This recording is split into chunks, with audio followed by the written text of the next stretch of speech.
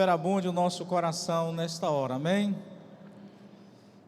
Quando se trabalha em equipe, a falta de um membro, ele traz dificuldade ao trabalho. O Clemilton sempre ele tira os microfones aqui, já traz o meu ligado. Então, e agora, cadê o Clemilton? Faltou, não pôde vir. Então, até isso traz dificuldade quando se trabalha em equipe, para ver como todos são importantes quando se trabalha na equipe, né? Ele também vira aqui para mim. Não, hoje não tenho. Queridos, vamos ler a palavra de Deus em Mateus capítulo 12, versículo 30. Mateus, ele é o primeiro livro do Novo Testamento. Então você que está aí na sua casa, você vai abrir Mateus capítulo de número 12, versículo 30, e pode nos acompanhar nesta reflexão. Nós buscaremos ser mais breve na nossa reflexão. É uma luta que eu tenho tido comigo mesmo, tentado ser um pouco mais breve nas reflexões, mas termina a gente passando aí do tempo que nos é proposto. Mateus capítulo de número 12, versículo 30. Não existe nada de errado com os exaustores, não. É porque a torneira estava fechada e eles estavam sem água, né? Mas já foi aberta, eles logo vão trabalhar.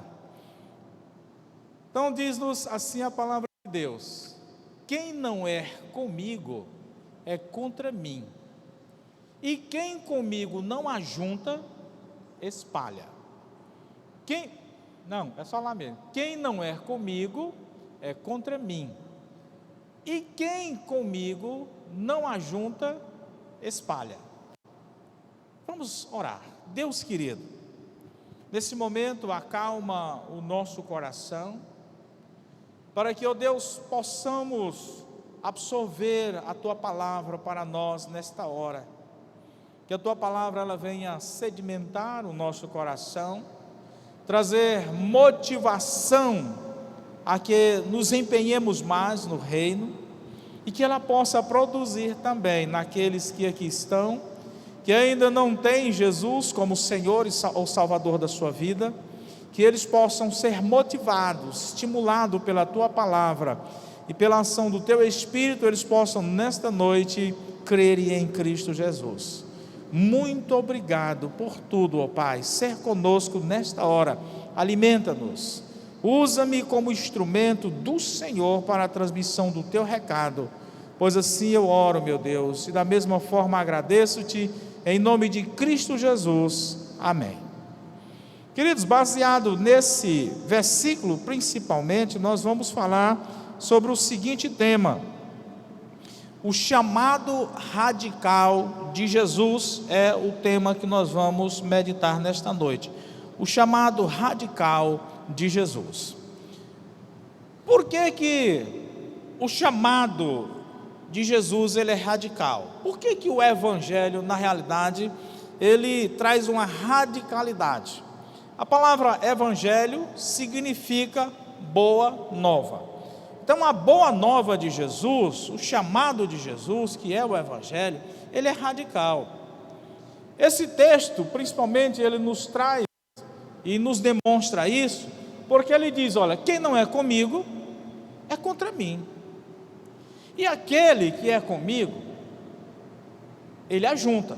Se ele não é contra mim, se ele é contra mim, então ele espalha. Ou seja, não há uma terceira via. Não há uma terceira via. Hoje na política brasileira, eles intentaram implantar uma chamada terceira via. Existe a esquerda, existe a direita, e agora uma terceira via. Só que essa terceira via não foi, não vai, não irá para a frente. Ou é com Jesus, ou é sem Jesus. Então a mensagem do evangelho é radical. Não há subterfúgios. Ou é sim, ou é não. O próprio Jesus disse: olha, a vossa palavra seja sim, ou então seja não. Não pode ser sim e não ao mesmo tempo. Então o evangelho chamado de Cristo, ele é radical.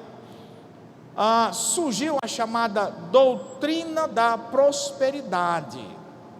O que diz essa doutrina? Olha, o evangelho de Cristo, ele é totalmente abençoador, onde quando você serve a Cristo, é materializado em bênçãos materiais. Você será próspero materialmente, você será rico, você terá saúde.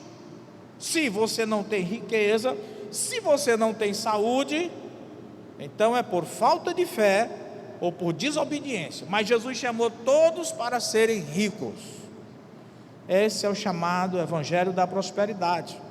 É um evangelho soft, né? Suave, leve. É a terceira via. Existem outras doutrinas que são antigas, que já há muito tempo vem trazendo esta ideia de que o evangelho tem uma terceira via. Por exemplo, a doutrina do purgatório. Existe o inferno, existe o paraíso e existe o purgatório. O inferno é para aqueles que são muito maus, muito maus. O paraíso é para aqueles que são bons. Mas e o purgatório? É para aquele que nem foi muito mal, nem também não foi muito bom. Eles morrem, vão para lá, né? E aí, uma vez por mês, uma santa passa lá pelo purgatório e de lá retira aqueles que aqui na terra se fizeram oblações por ele, missas, rezas, acenderam velas e etc. Então, todo mundo nessa doutrina termina indo ao purgatório e de lá, então essa santa tira e os leva para o paraíso. É a terceira via. Mas a Bíblia Sagrada não diz que existe essa terceira via, não.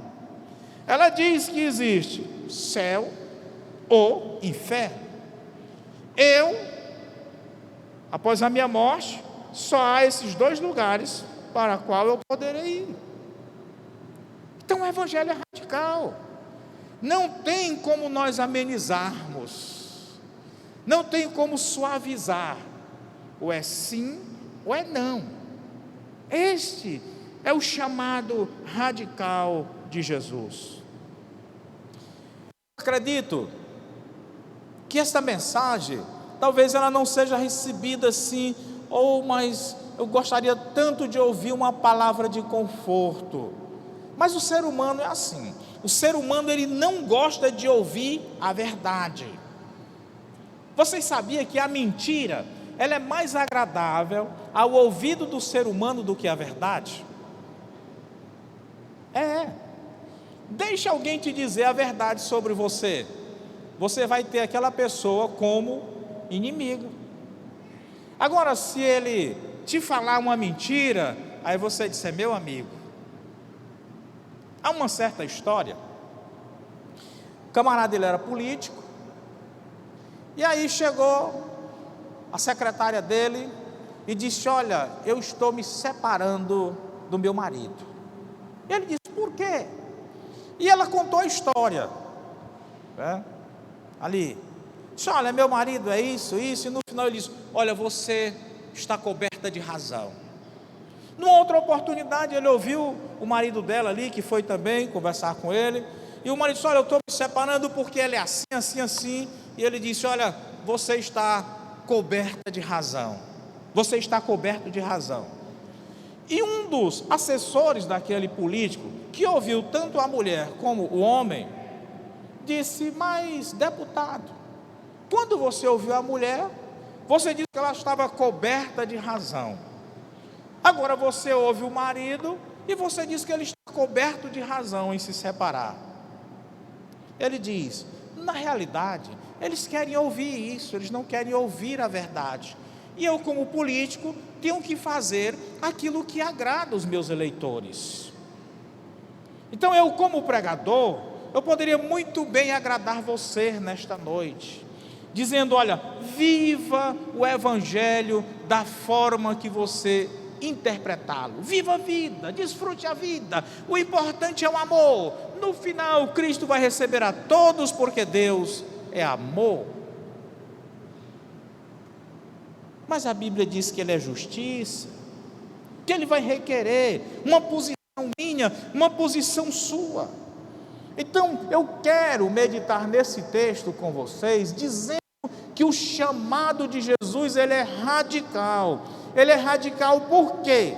Primeira coisa, não existe neutralidade no Evangelho. Não existe neutralidade. Há aquelas pessoas que dizem assim: olha, eu não sou crente, mas eu não tenho nada contra os crentes. Não existe essa aí não. Ou você é, ou você não é. Está aí. Quem não é comigo, é contra mim. O que é que Jesus diz? Se você não é o meu seguidor, pois então você é contrário a mim. Porque você não está aceitando a mim. Né? Nós vamos votar em outubro para presidente, para governador. Nós temos que votar para alguém. Mesmo que você diz: olha, eu anulei o meu voto, aquele vai para alguém. Mesmo que você ficou branco, ele vai para alguém. Não tem jeito, o seu voto vai cair na mão de alguém. Então não há neutralidade. No Evangelho, não há como ficarmos em cima do muro. Eu nem sou deste lado e nem sou deste lado. Eu sou neutro. Temos que tomar posição. É radical. Temos que tomar posição. Jonathan, nos projete 1 João 5, versículo 12. 1 João 5, 12. Olha o que diz aqui a primeira carta de João, capítulo 5, versículo de número 12.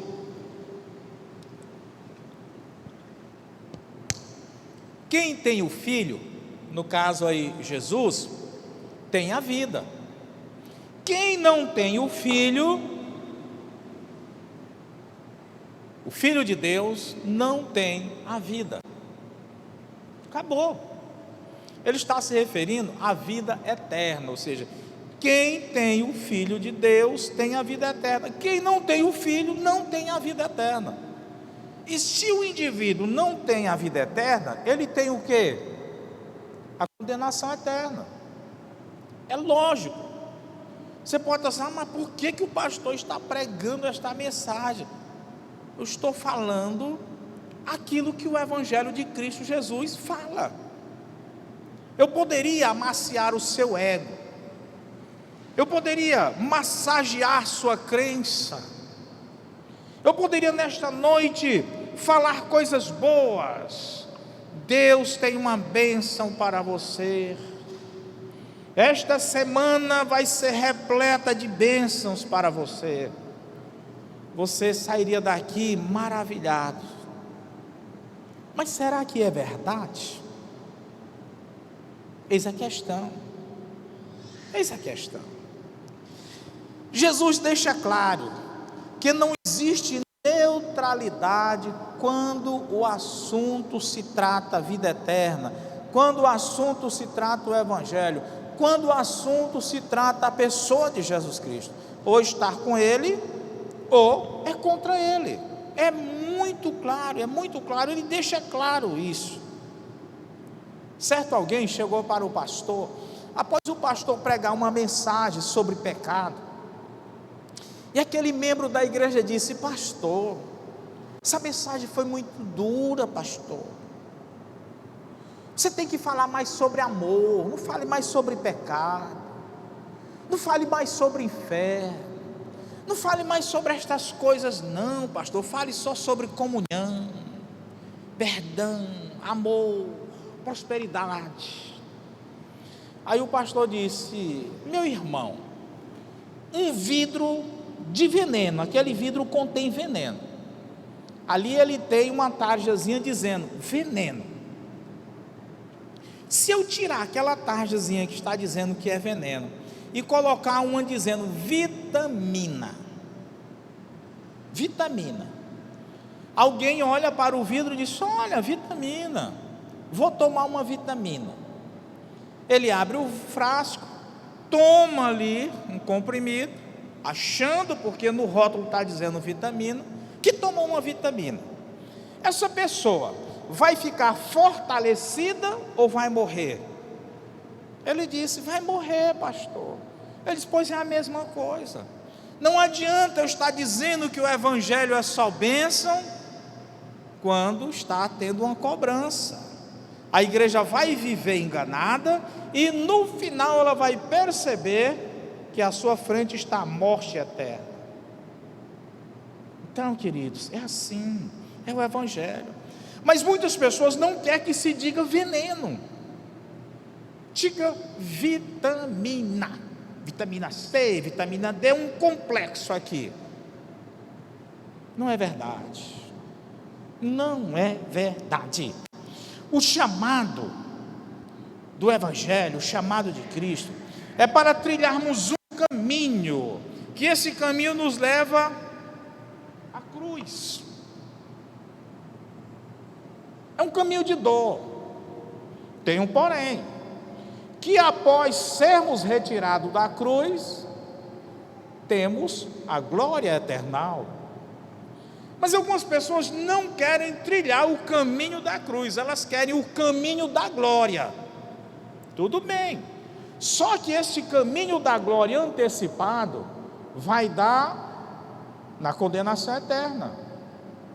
Então é preferível vivermos este mundo trilhando um caminho espinhoso, um caminho árduo, no final sermos crucificados e depois glorificados, do que trilharmos um caminho amplo, espaçoso e no final sermos eternamente crucificados.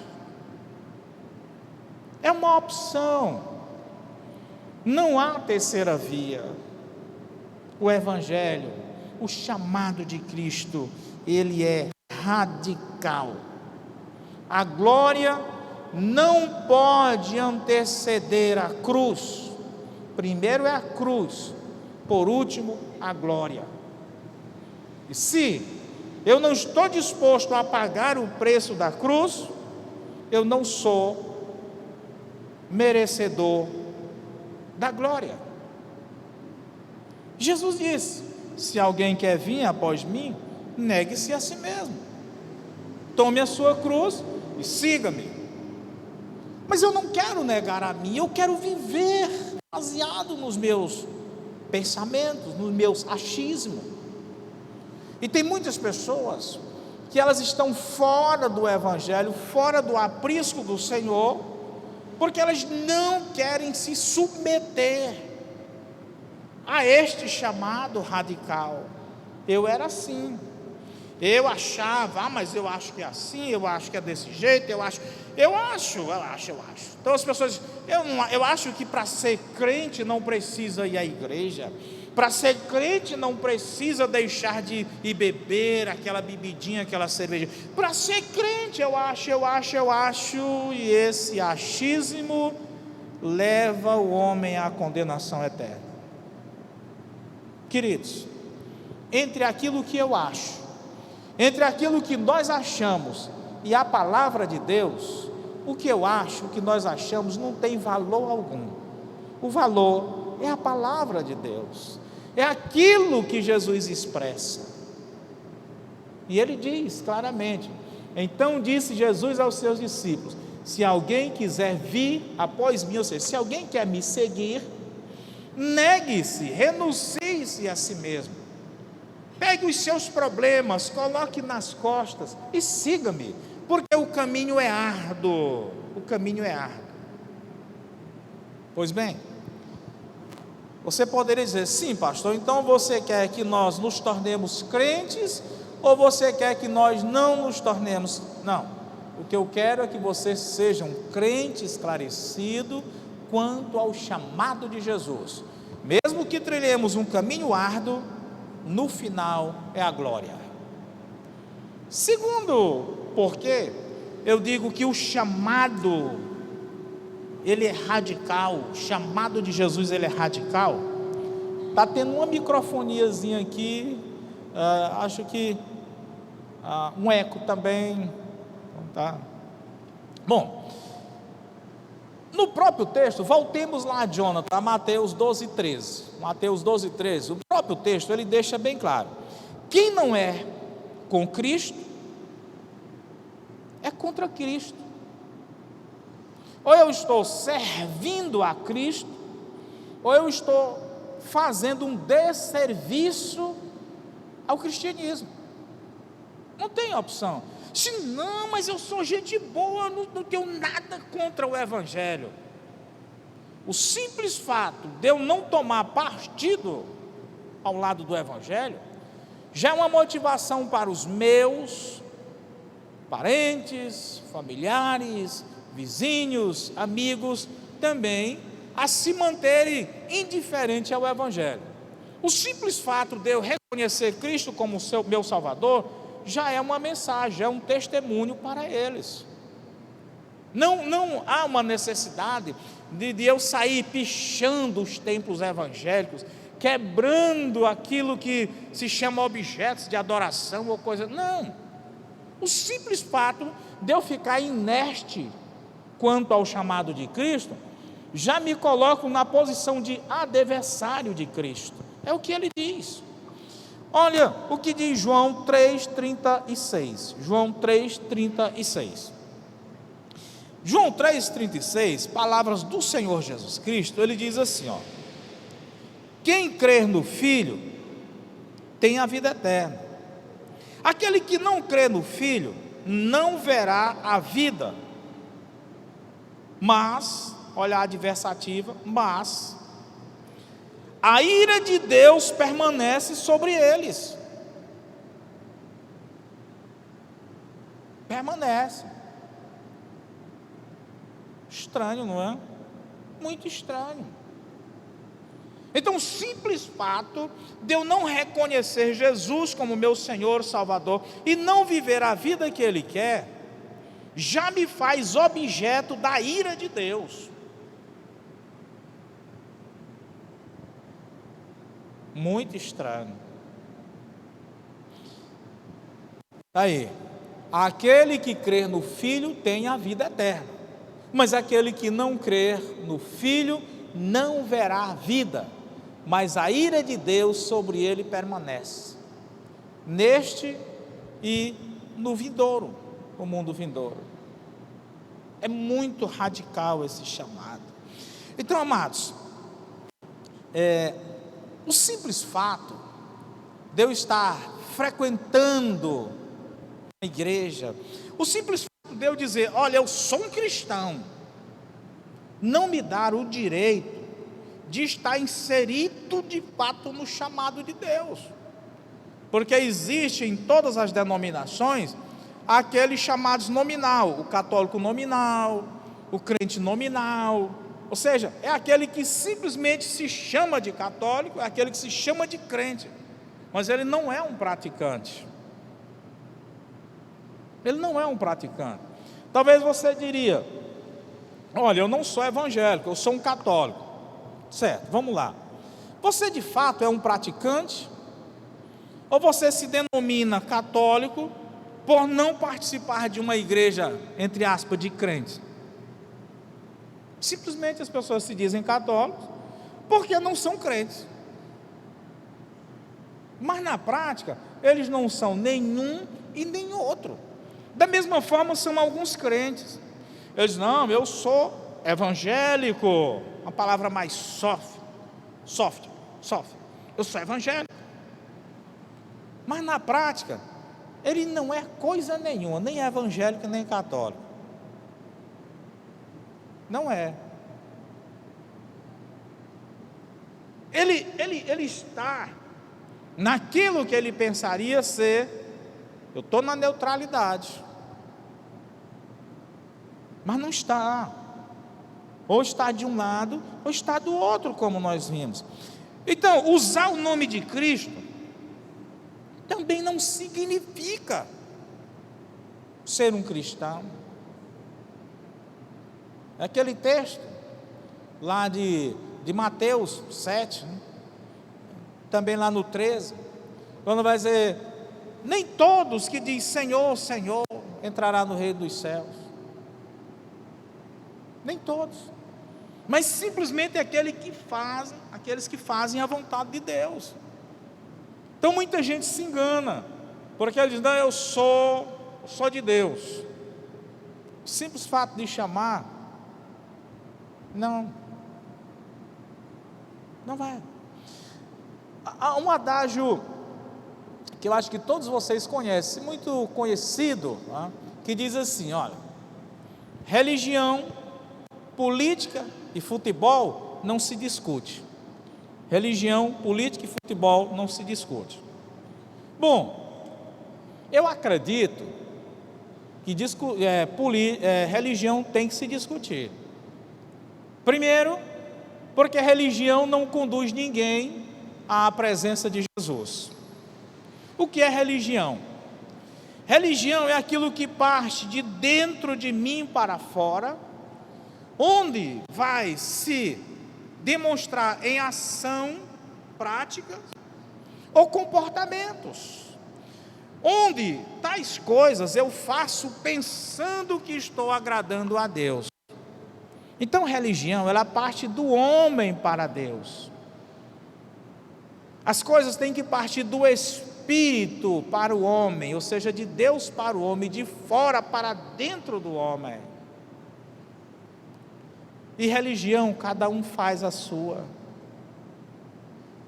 Ah, você não pode cortar o cabelo. Ah, você não pode pintar as unhas. Ah, você não pode usar ouro. Ah, você não pode. Você. Aí começa aquelas coisas. Religião. Então, não é a religiosidade que vai conduzir o homem aos céus. Não é. Segundo ponto deste adágio, não se discute religião e nem política. Mas eu acredito que nos dias atuais é outro ponto também a ser discutido. Assim nos diz aqueles venezuelanos que estão mendigando nos nossos semáforos. Pergunte um homem daquele agora, uma mulher daquela, e aí? Política se discute? Discute, tem que discutir. Pergunte aí a turma agora da Argentina, a não ser que você esteja desinformado, está lá, tá? Agora mesmo o povo na rua, passando fome, pobreza na Argentina, já está aí aos extremos, quase que 90% da população já está entrando em extrema pobreza. Quem era a Argentina? Política se discute, religião se discute, porque não é a religião que leva aos céus.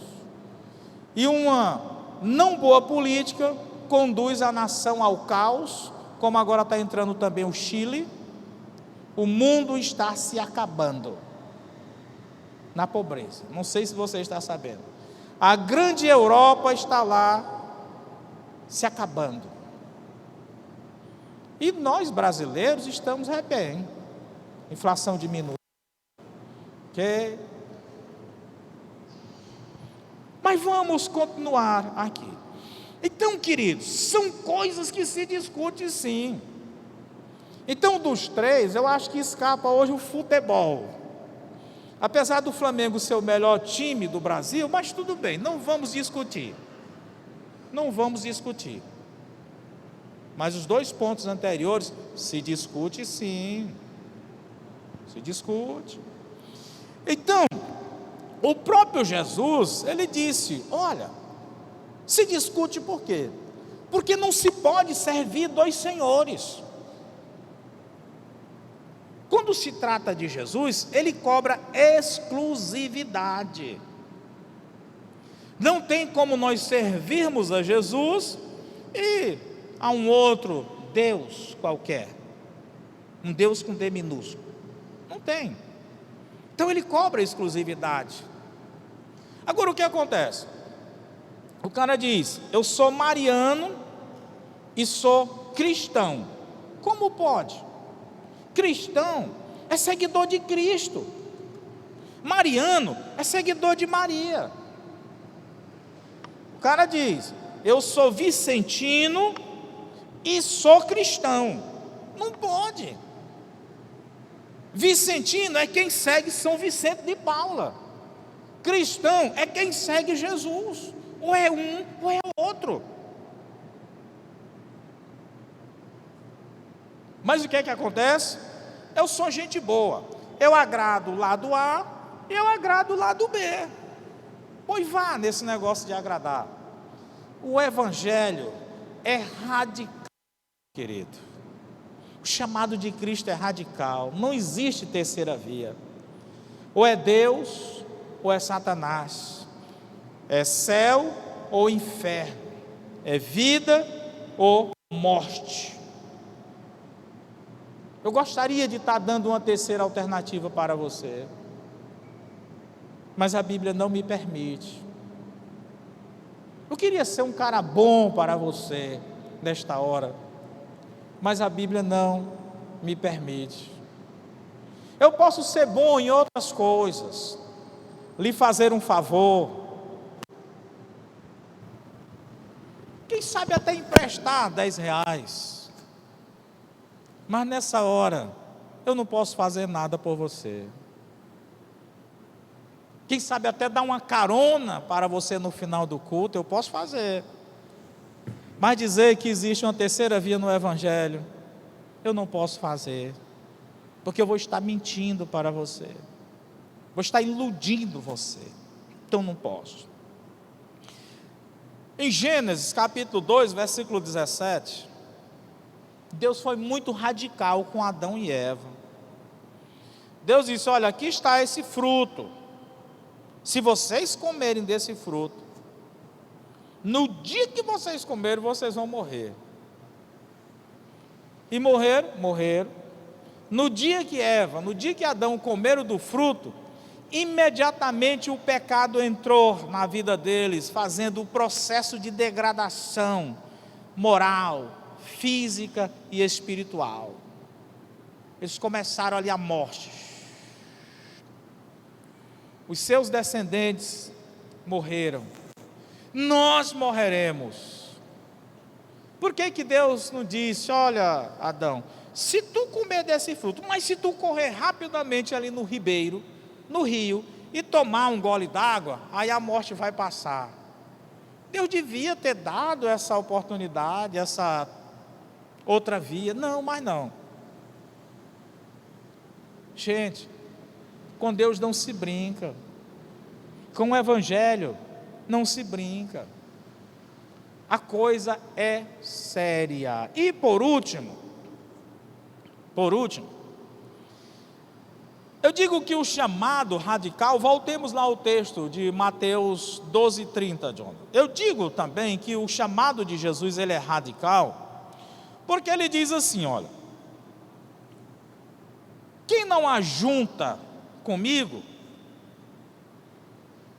então ele espalha. Em outros, acrescentando, ele espalha com Satanás. Porque só existe essas duas vias. Então, aquele que não ajunta, ele é aquele que espalha. E o evangelho é para agregar, e não espalhar. Ele agrega. Ele chama para si. Mateus 16, versículo 24, Jonathan, nosso último texto, praticamente a citarmos. Mateus 16, 24 nos diz assim: então disse Jesus aos seus discípulos, texto já de um certo modo citado: se alguém quiser vir após mim, renuncie-se a si mesmo, tome a sua cruz e siga-me. Ele não mandou seguirmos uma outra pessoa, mas ele diz: siga a minha pessoa. Então, Jesus, ele agrega, ele faz isso. Não podemos, irmãos, em nenhuma maneira, diluir o evangelho, tentar facilitar o evangelho, tentar ajudar a Deus nesse processo de proclamação do evangelho. Não tem como diluir o evangelho, ele é sólido. Hoje nós compramos muito alimentos concentrados, inclusive sucos, né? E eles vêm ali aquele concentrado, ele vem aquele xarope, onde você coloca um pouco no recipiente e adiciona água.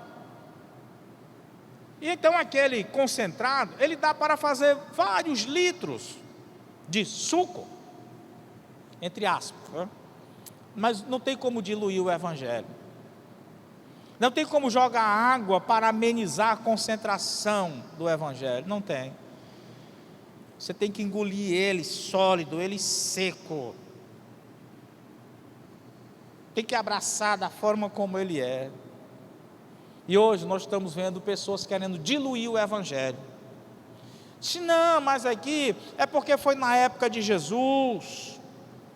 Se Jesus viesse hoje, então a coisa seria diferente.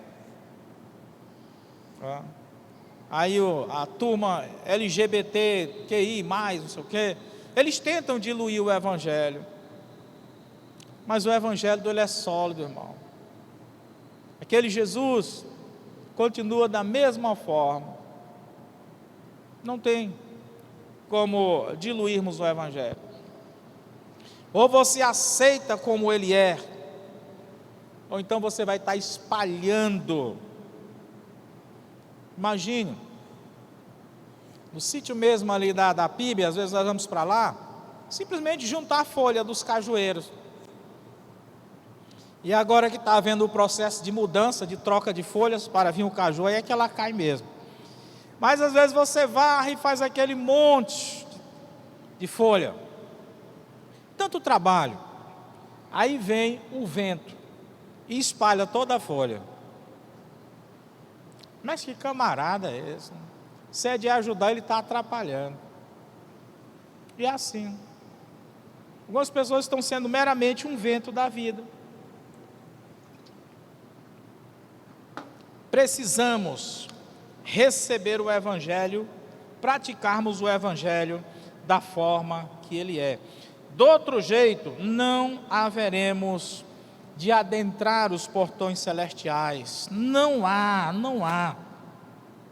Então essa turma que fica querendo amenizar, querendo diluir, querendo trazer uma outra roupagem, querendo fazer uma atualização do evangelho, é aquela turma de um evangelho soft. É aquele camarada que chegou para o pastor após uma pregação e ele também disse, fato verídico: pastor, os dias de hoje são outros, pastor. Esse evangelho hard, ou seja, um evangelho pesado, evangelho bruto, se passou. Hoje é um evangelho mais soft, ou seja, um evangelho leve, um evangelho mais light. Então é assim, queridos, essa turma aí não verá a luz, mas sobre eles haverá a escuridão eterna. Não se pode. O próprio Jesus disse que não se pode mudar um simples sinal do evangelho. Da forma como ele é, deve ser anunciado, deve também ser recebido. Temos que olhar aos céus, temos que buscar subir mais alto e olharmos para o evangelho de Cristo. Quando Napoleão Bonaparte, imperador ali da França, reinava, ele então intentou dominar na época a Europa. E em uma de suas incursões militares, se reuniu ali a Prússia, a Rússia, a Itália e a Áustria contra Napoleão Bonaparte. Uma batalha chamada Batalha de Lützen. E ali a Rússia, ela fez uma investida contra alguns franceses que moravam ali na Itália, numa certa região da Itália, bem como o exército francês ali de Napoleão Então o que foi que aconteceu? Quando a cavalaria russa se aproximava, aqueles fazendeiros mandaram avisar o povo, dizendo: olha, fugir porque os russos estão invadindo a nossa terra. E ali, um determinado senhor, ele disse para a sua mulher, disse: olha, fuja até a igreja, vá se esconder na igreja, porque ele achava que estando ela ali escondida com o filhinho dela na igreja, não seriam mortos ali por aquele exército. Aquele senhor chamava-se Verdi, sobrenome Verdi. E a mulher dele foi então. Quando ela chega apressadamente, porque ele iria depois à igreja, ela observou que a igreja já estava lotada de mulheres e crianças, e não havia mais como ela entrar. Então aquela senhora, olhando, ela viu a torre da igreja, onde ficava o sino, e ela disse: vou subir com a minha criança. E ela subiu com aquele garoto, aquele bebê, até ali a parte mais alta, o pináculo da igreja. E quando ali ela chegou e viu se aproximando a cavalaria russa, ela caiu de joelho e começou a orar. Então a senhora Verdi começou a orar, pedindo a clemência, a salvação de Deus. Quando o exército chegou àquela igreja, então eles arrebentaram as portas e viu que ali estava repleto de mulheres e crianças. E pela impiedade eles mataram todos que estavam ali, todas as pessoas. Mas aquela senhora que havia subido e estava orando a Deus de joelho, eles não perceberam que ali ela estava. E escapou ela e o filho dela. Agora, qual o moral desta história? Aquela senhora Verdi, ela é mãe do maior compositor de música que o mundo já ouviu, Gisbert Verdi, aquela criança que escapou naquela noite. Por que ela escapou? Porque ela buscou subir o mais alto, não digo subindo aquela escada, indo ao pináculo, a parte mais alta ali da igreja, mas na oração. O que eu diria para você? Você tem a opção de, nesta noite, aqui dizer sim para Jesus. Dizer: Jesus, a partir de agora, mesmo com esse chamado radical, essa dureza que o pastor falou, eu entrego a minha vida a Ti. E cair de joelhos, orar a Deus. Ou você tem a opção até de voltar à sua casa, refletir, passar uma semana de joelho orando, buscando mais altos céus, voltar numa outra oportunidade. E o nosso desejo e esperança é que Deus lhe conceda também essa oportunidade e aqui fazer a sua decisão. Mas eu diria a você, há uma urgência no chamado de Cristo, portanto faça o seu compromisso com Ele nesta noite, faça a sua decisão. Não continue mais esperando uma terceira via, não busque pensar que há uma neutralidade. Você foi avisado nesta noite, tome então este compromisso com Cristo Jesus. E a igreja vai orar por você neste momento. Os irmãos vão curvar suas frontes, vão estar orando, pedindo que Deus lhe dê força neste momento, que o Espírito de Deus fale profundamente ao seu coração. E eu faço o convite: onde está a primeira pessoa que nesta noite vai dizer sim para Jesus? Você vai levantar a sua mão bem alto, para que eu veja, depois você vai baixá-la. Nesse gesto você vai estar dizendo: pastor, eu aceito esse chamado de Cristo. Se alguém quer vir após mim, negue-se a si mesmo. Eu aceito esse chamado. Eu entrego a minha vida agora aos cuidados de Cristo Jesus. Eu quero ser esta pessoa transformada. Talvez um dia você aceitou o convite, desistiu, mas você pode voltar neste momento. Então, se você é um desviado, volte-se também para o Senhor nesta hora. Onde está a primeira pessoa que quer fazer esse compromisso? Você vai levantar a sua mão, e nesse gesto você vai estar dizendo: pastor, eu estou entregando a minha vida a Jesus. Não tenha vergonha. Não espere aquela cavalaria vir em direção à sua porta para cair de joelho. Faça isso agora. Enquanto você está debaixo da proteção do Senhor, neste abençoado recinto. Pergunto mais uma vez: onde está a primeira pessoa que quer fazer este compromisso com Jesus? Você vai assim, acenar com uma de suas mãos para que eu veja, e nesse gesto você vai estar dizendo: eu estou recebendo Jesus como Salvador, eu estou me reconciliando com Jesus. Não importa.